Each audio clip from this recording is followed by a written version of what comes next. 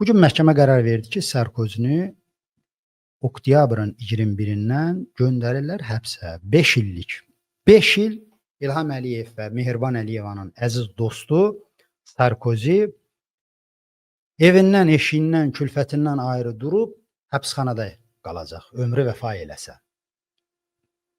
Bax,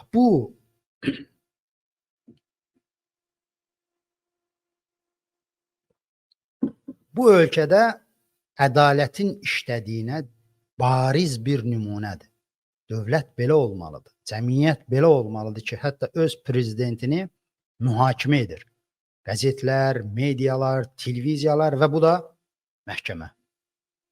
Get, Sarkozi indi cəzanı çək. Onun günahı nədən ibarətdir? Bilməyən tamaşaçılar üçün çatdırım ki, Sarkozi diktator Qəddafiyə lobbiçilik, bizim eldiliylə desək, daydaylıq etməkdə mühakimə olunurdu və bu işlə bağlı uzun araşdırmalar getdi. Nəhayət onun haqqında qərar verildi. Ayın 21-dən indi gedib həbsxanada cəzasını çəkəcək. Cəmiyyət, müasir cəmiyyət, normal cəmiyyət bu şəkildə olmalıdır ki, vəzifəsindən, kürsüsündən asılı olmayaraq hər kəsi mühakimə eləsin. Hər kəsi müzakirə obyekti eləsin. Yoxsa bizdə bir nəfər qarayola bir kresloda oturan kimi insanlarımız onu başlayır bütləşdirməyə. Filan kəs müəllimdir, vəzifəsi var, filanı var. Heç bir vəzifə, heç bir kürsü nə hüquqi olaraq, nə mənəvi olaraq o adamlara toxunulmazlıq vermir. Qudursun, özbaşınalıq eləsin, yekəbaşlıq eləsin, ağzına gələni danışsın. Hər bir insan kimi onlar da cəmiyyət qarşısında, qanun qarşısında bərabərdir və cavabdehdirlər və vəzifəli şəxslər səndən, məndən, o birisindən daha çox məsuliyyət daşıyırlar.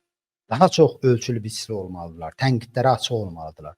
Sən adi adamın tənqidi tutaq ki, kimdəsə qəzəb yarada bilər, tənqid olunanda, amma vəzifə tutubsansa, büdcədən, insanların verdiyi maaşdan güzaranı keçirdirsənsə, sənin borcundur ki, əhalinin zəhrimar kimi dediyi sözü də qəbul edəsən ki, normal ölkələrdə, demokratik ölkələrdə bu həyata keçirilir. İndi sizə bir dənə başqa nümunə göstərəcəm. Çünki deyə bilərsiniz ki, nə olsun, Azərbaycanın özündə də vəzifədən çıxan adamları asırlar, kəsirlər, həbsxanaya göndərirlər. Bu bizim üçün də qəribə bir şey yoxdur da. Nə olsun, bu Sarkozini həbsxanaya atıblar. Yox, əzizlər. Məsələ orasındadır ki, gözəllik də bundan ibarətdir ki, Fransada və digər, mən Fransadan ona görə çox danışıram ki, Fransada yaşadığımdan istəyirəm bildiyim, dəqiq bildiyim nümunələr verim. Burada ən yüksək pillədə oturan cari prezidenti də insanlar rahat şəkildə tənqid eləyə bilir. Küçədə də, bayırda da, efirdə də. Bax, bir dənə qısaca video göstərəcəm sizə. 8 ans de plus. Je vous écoute. Vous me laissez aller jusqu'au... Demək, bu canlı yayım indi YouTube'da göstərirəm. Təxminən 3-4 ay bundan əvvəl televiziyada baş tutmuşdu. Prezident Macron gəldi və həyatın müxtəlif sahələrindən, QHT sektorundan, dövlət sektorundan, siyasi partiyalardan, adi adamlar studiyaya gəlib prezidenti sözün əsl mənasında divara diriyirdilər. Bax, o kadrlardan biridir. Bu yoldaşın adı unutmuşam. Qoy mən TikTok tamaşaçılar üçün də göstərməyə çalışım. Bu şəxs hazırda hansısa bələdiyyənin rəhbəridir. Fikir verin, indi bu prezidenti necə divara diriyəcək, sonra mən şərhimi verəcəm. Non, attendez. Les amendes... Je réponds pas pour votre police Fikir verin, prezidentə deyir ki, sən dayan, mən danışıram. municipale, c'est normal. Non. Mais je vais vous répondre très précisément. Non, je vais vous dire quelque chose, parce que les gens ne le savent pas. Enfin, du procureur de la République ou du procureur général. Mais les gens, ils s'en foutent de ça. Non, mais vous avez... Deyir ki, sən dəli-dəli söhbətlər danışırsan. Bir dəqiqə gözlə görürüm. Vous avez raison pour l'efficacité, mais je ne vais pas changer la Constitution pour ça. Et pourquoi vous la changeriez pas? Parce que... Et pourquoi? Est-ce que je peux vous répondre, monsieur le maire? Oui, mais... Non, mais... Deyir, fikir verin. Deyir ki, icazə verirsən, ay cənab, icazə verirsən, mən bir kəlmə söz deyim. Prezident deyir ki, icazə ver, mən bir kəlmə sözümü tamamlayayım. Pourquoi? Monsieur le maire, est-ce que je peux vous répondre? Oui. Parce que je n'ai pas besoin de la changer pour faire ce que vous me demandez. Alors faites-le. Je suis d'accord. Et donc, on a mutualisé. C'est nous qui les payons, les vidéosurveillants, je vous ferai remarquer.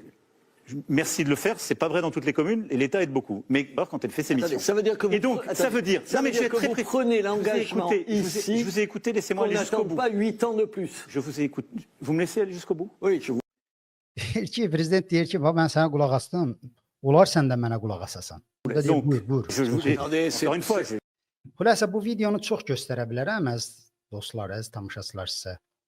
Sadəcə bir epizodu ona görə göstərdim ki, biz fərqi görək. Fərqi görək ki, demokratik ölkələrdə nə baş verir, qeyri-demokratik azadlıq əlindən alınan cəmiyyətlərdə nə baş verir. Bax, biz belə bir ölkə qurmalıyıq. Bax, İlham Əliyev, onun tərəfdarları Azərbaycanı nümunəvi dövlət kimi, hamının heyran olduğu dövlət kimi, hamının paxıllıq apardığı bir dövlət kimi təqdim edilir. Amma faciəni, fəlakəti siz özünüz görürsünüz ki, dünyanın başqa yerlərində adamlar məmurları ilə necə haqq hesab çəkir, rəhbərləri ilə, prezidentləri ilə onları divara dirəyir, onları sorğu-sual eləyir. Bizdə necədir? Bizdə İlham Əliyevə müraciət, onunla təmas ancaq bir mövzudadır ki, ona yaltaqlanmaq, ona tərifli sözlər demək, onu alqışlamaq. Başqa cür bu şəkildə yox, bunun dozası 5% endirilmiş şəkildə biz mükaliməni görə bilmirik və bu da cəmiyyətin regresə, çöküşə getməsinin əsas əlamətlərindən biridir ki, bizim taleyimizə qərar verən, bizə hökm edən, bizim şəraitimizə cavabdeh olan adamlar özbaşına şəkildə istədikləri keyfi çəkir və cavabsız qalır. Seçki sistemi, hakimiyyət dəyişikliyi, hakimiyyətin bölüntüsü ona görə vacibdir ki, bax, Sarkozy kimi say vaxtları cinayətə yol verəndə hakimiyyət dəyişir, onu salır zindana, cəzalandırır, ibrət olur. Hakimiyyət dəyişməyəndə isə artıq insanlar, o kürsünü tutanlar, bugün İlham olsun, sabahları mən olum, digər olsun, harınlamağa məhkumdur.